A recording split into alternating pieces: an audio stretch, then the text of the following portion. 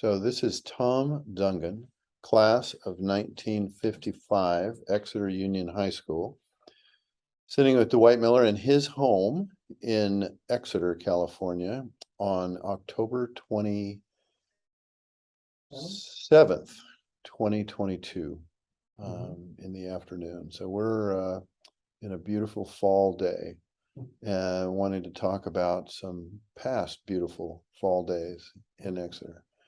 And so Tom has spent almost his entire life here in the town of Exeter and has some memories. So what are the first things you remember, Tom?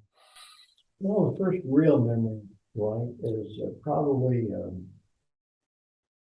when Pearl Harbor was attacked. That's the most vivid memory that I get. I was, let's see, I was 4 years old, and I well remember all of our entire family sitting around this old radio, the stand-up radio, and my dad making sure everybody was quiet because he wanted to hear what was going on. And that's probably my most vivid first recollection. Although I can remember playing over on the railroad tracks and the trains coming and being excited about that, and then being down in the old wading pool that was in the city park. I have good memories of that as an even younger child. But I just it was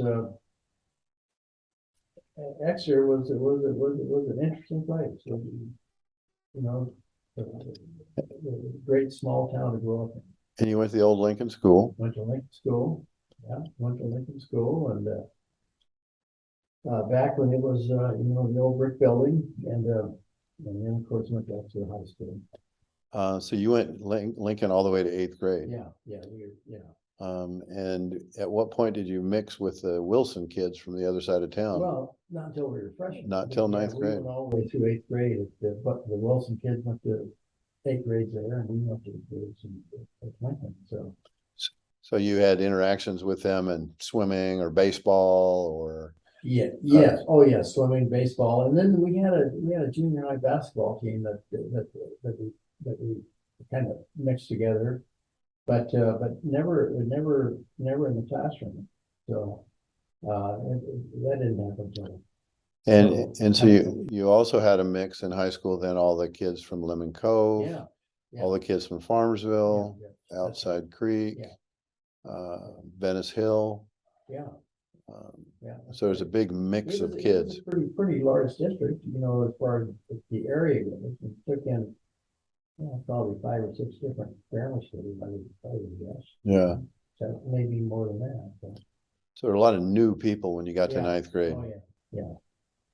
But it didn't take long for everybody to mix together pretty easily, and it was great.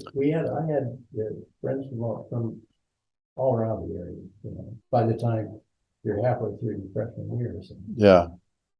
Now you played a lot of sports. I did, yeah. Pretty much every season. Lucky in those days, it's a fairly small high school, and you could play several sports, if you so chose. And so, yeah. And the gym was pretty new. The Walter Smith gym was built when I was, I think when I was in the 8th grade, actually. So that would have been 1950. And but I grew up watching the high school kids play in the old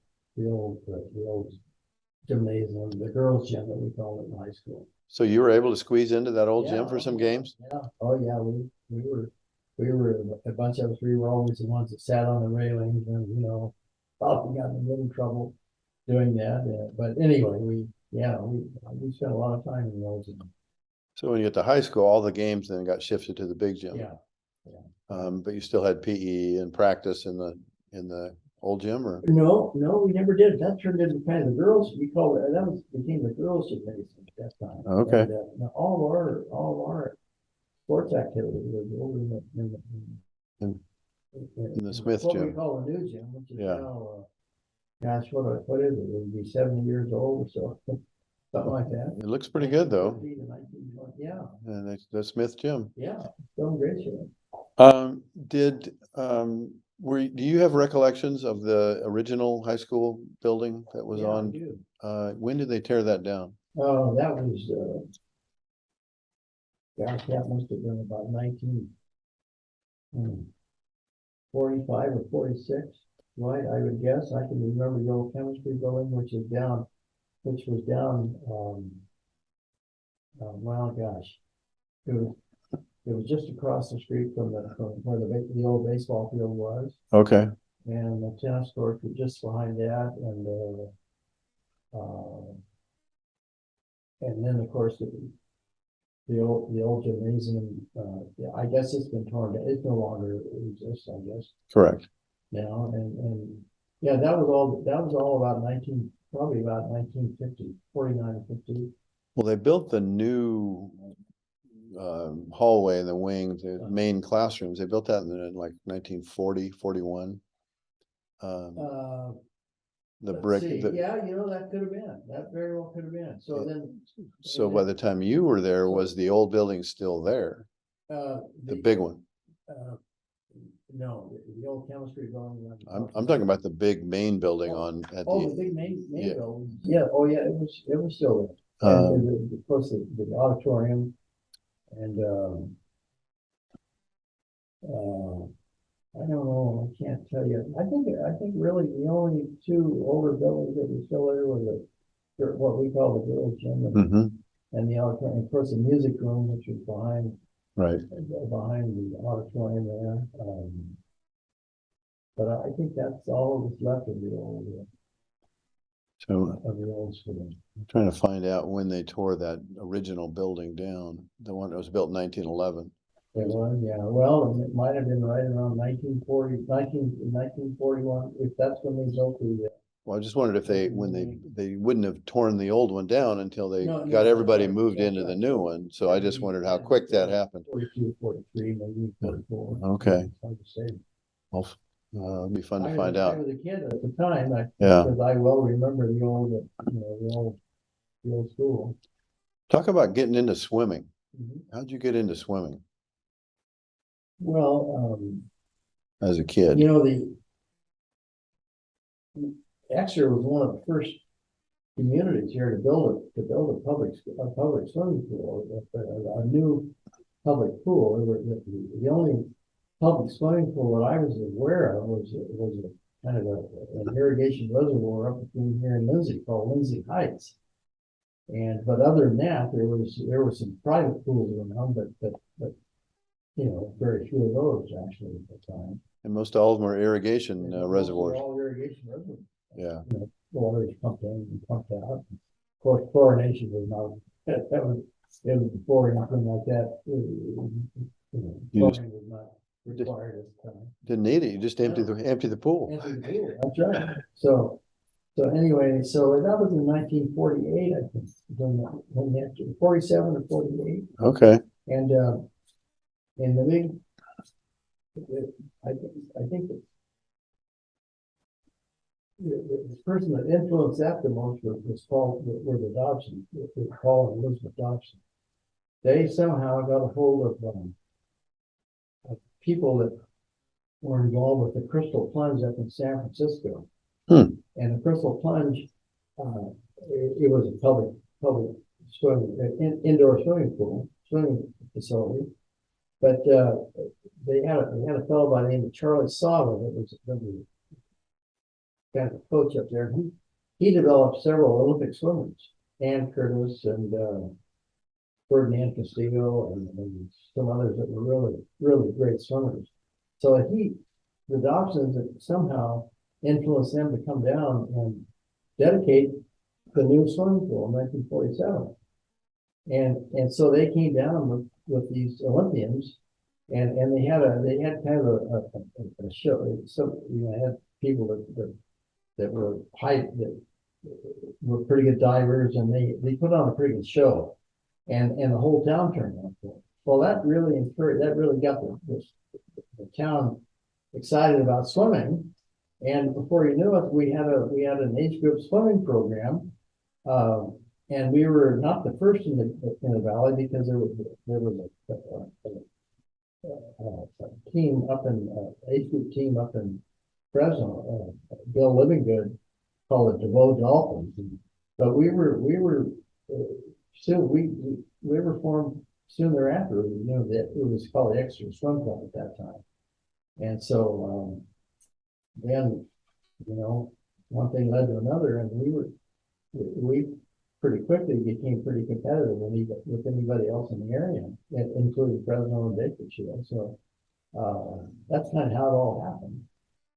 Pretty cool. And we had a couple of, we were fortunate to have, a fellow by the name of Dick Gilmore here that at the time that kind of got it started, and then the person that really developed our swimming program here was a guy named Jim Muller, and he was here for probably 15 years and really developed some Through the 50s and 60s. Yeah. Yeah. Talk a little more about who were the influential older folks in town that made an impression on you as a kid. Of course, the Dobsons were very influential. The Pogues, the Pogue family, Howard Way, except our senator, he was a very active guy in youth activities in town. Several Kiwanians were very active. People like Norbert Mixter, Dave Dollum, L.L. McFall. They were instrumental in bringing the San Francisco Chronicle baseball camp to X. It was kind of, there were 2 or 3 professionals that or ex-professionals that the Chronicle had kind of involved in these traveling baseball camps, and they'd come down and put on exhibitions, and then they'd have a little, and all the kids from all over the area, Lindsay kids, Woodlake kids, Visalia kids would all come over, and we'd work out for 2 or 3 days, and then they'd have a little all-star game after, you know, they picked the better of the players, and we had a big game, and gosh, the whole town would turn out, and it was really great. It was a lot of, you know, that was before we had organized recreation, before any little league or Pop Warner football or anything like that. It was just, you know, just the town getting together and doing this for the kids. So that was, you know, those are very fond memories that I had. Yeah. Now, back to the pool deal, that was owned by the city of Exeter? Yeah. Is the one that made that happen? The city built that. Did they have to pass a bond measure? I guess they did. I'm sure that's the way it was financed. Okay. Through a city bond. Okay. But it was, you know, it was a very well supported effort, as I recall. Talk about Friday night lights, Friday night football. Did Exeter have big crowds or very supportive of the local football team? Very supportive. You know, that was for television, of course, and the whole town would turn out for the football games. You know, Exeter had a softball team at that time called the Exeter Blues. Really? And in the summertime, gosh, and there were several teams around. There was one in Lindsay, one in Hanford, one in Visalia. As I recall, Sella had a team. They'd come down. It's men's softball. Men's softball, and it was pretty. It was pretty high level softball, and so it was.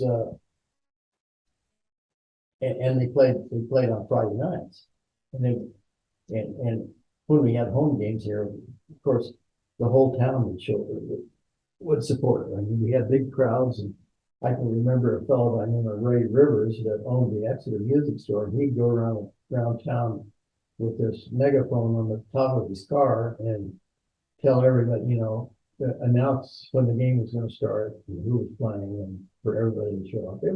And people would come. And people would come. Yeah, it was kind of neat. Well, and that was where the current football stadium is. That was the same location, right? That's where they played football, but the baseball stadium was where the current tennis courts are. Okay. And that's where the baseball stadium was, right at the corner of Rocky Hill and Highway 65. It would be on the south, it would be on the south. Where the baseball stadium was. Yeah. That's where the baseball stadium Yes. Yeah. You know where the old pool was. Right. The old pool was right behind the Right. right Right. on the north side of the baseball stadium. But that baseball stadium was way before you. It was built way before Oh you. yeah. Yeah. I think both of those, both the football stadium and the baseball stadium were WPA projects after World War One or something. In the 30s. In the 30s. Yeah. Yeah. Yeah. They were mainstays, kind of landmarks for many, many years. Yeah. Oh yeah. Um, Yeah. They were for the time, they were pretty nice facilities. So just summer activities, mostly swimming. Probably mostly swimming, but when I was a teenager, when I was, well, actually junior high age, why they did have they did finally have a recreation director, and we had summer baseball, and then we played American Legion baseball in the summertime, but swimming, of course, was big in Exeter at the time among the kids. Red Cross swimming, they always had a Red Cross swimming program, and that was very well supported. Swim safety. Yeah, yeah. Swim safety. So, we were talking a little bit too about the fact that just across the Sierras, where they were setting off nuclear test bombs in the early 50s. And you remember the earth shaking or the? Well, I can remember seeing the flash, of course, but on occasion, I can't remember how many times I thought of it. We were somehow clued into when it was going to happen, so we'd get up in the morning and real early in the morning and watch that, and then of course you could feel, at times you could feel big enough you could feel it. Wow. Of course, in the 1952 earthquake in Catastrophe, that was pretty devastating. that was pretty devastating. At the same time, they were setting off nuclear bombs. Yeah, right. So you didn't know. Yeah, which was it? What was going on? Which was it? Yeah. Now, do you remember as a kid, you were 4 on Pearl Harbor, but so 5, 6, 7, 8, 9, the war years. Yeah. Do you remember shortages on meat or having to dim the lights or? I don't, I sure do. I don't, I don't know that I suffered a great deal because of it, but there were, you couldn't get sugar, you couldn't get tires, everything was rationed, meat was rationed.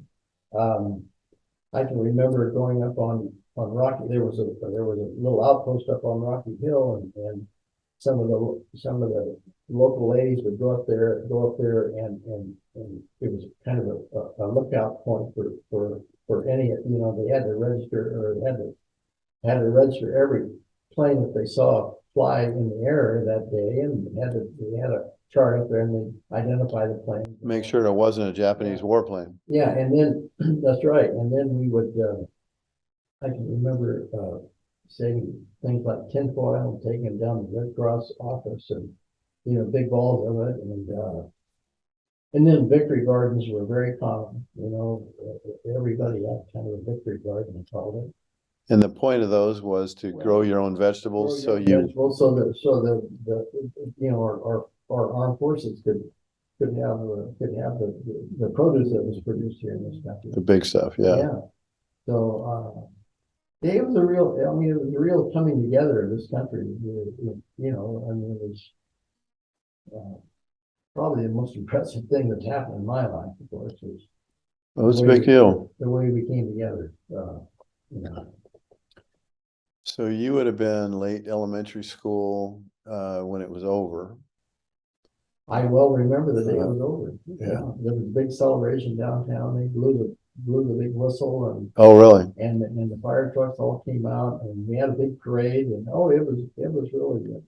Was that VE Day or VJ Day? Well, let's see. Both. What was No, it was one or the other. VE was first. Yeah, it had to be VJ Day when the Japanese finally, when they finally surrendered and all the fighting was completely over. And there was a big, it was a big celebration. A lot of joy. A lot of joy, yeah. Now, speaking of warriors, did any of the older generation talk about their service in the First War? Did you know of any? I had an uncle that served in World War One. Okay. So he was in France. But I don't recall talking to anybody else about it. Did he talk much about it? He talked a little about it, but not a whole lot. He was in. Let's see. He was. Was he in the trenches? He was in the trenches. He was in the I call it cavalry at that time, but it really wasn't. They weren't actually riding horses, but they were in combat. Cavalry a lot of times back then was tanks. Back in World War One, were on horses. Yeah, some were. And he may have been. I can't recall. But, so not many Exeter veterans that you recall. I probably knew a lot of them, but nobody, they didn't really talk a lot about it. I wasn't aware who they were. They didn't. Right. But they were the ones that formed the American Legion post. Yeah, right. That's right. So they would have still been American Legion guys in town. And and anybody that was involved in American Legion, of course, were World War One veterans for sure. Yeah. Back then. And they were doing a lot of civic things in the community. Yeah, the VFW and American Legion were both pretty influential here in this, in that period. Yeah. Yeah. Well, what other stories can you come to mind talking about growing up here, and just what life was like and how the larger life of the country impacted Exeter during your time growing up? Well, of course, we've always been an average farming town, farming country around here, and at one time, emperor grapes were a big thing, but we were, as a kid, I wasn't aware of how influential the area was as far as feeding the country and all, but of course, as you get older, you realize how important agriculture is, and certainly this area plays a big part in that. It was to the country, especially during the war. I can remember my dad was he was a little too old to serve in the war, but he was involved in buying and securing food for the war military. Okay. Buying food up and down the state, and it was a big deal. We played a very important part in that, and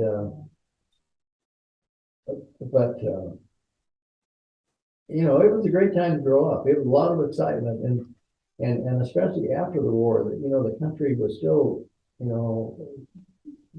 won't say gloating, but there was a lot of pride in this country at that time. After after those 4 years of World War II. Yeah, a lot of confidence. And we really came, as I say, we really came together, and we stayed together for years, and it was fun to be a part of that. The industrial development of the country was just amazing after World War II, and everything that happened, all the electronic revolution and everything, World War II played a big part in all that. Yeah. So it was, as I've always said, it was probably the best era to grow up in that I could ever imagine. Well, and you went up to Stanford after high school, and then UC Davis for a graduate degree, and then back to Exeter after that. So as a young man, you were back here in the crazy 60s. Yeah. And so what are your recollections of when all the crazy stuff that's going on in the world in the Well, mid to late 60s? it was, you know, it was a real, well, of course, I was shocked by how quickly it all happened. And I could, you know, I never quite understood what it was all about, but it was happening, and I never quite understood why. And things have never quite been the same since. You know, I wish we could go back and capture some of that post World War II pride and you know, whatever you want to call it that we had then. Yeah. Yeah, togetherness. Yeah, coming together. Unity. Yeah.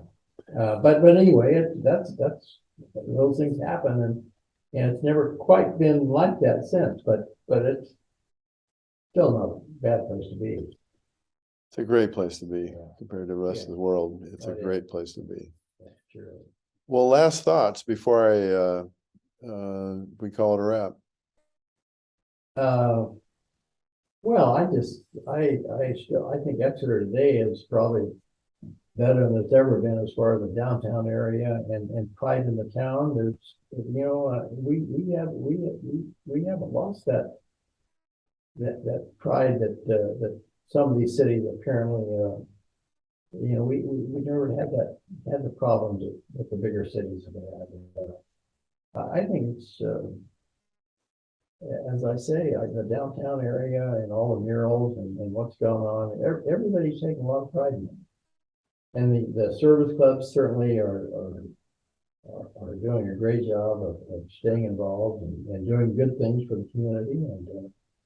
And our schools are still as good as any around.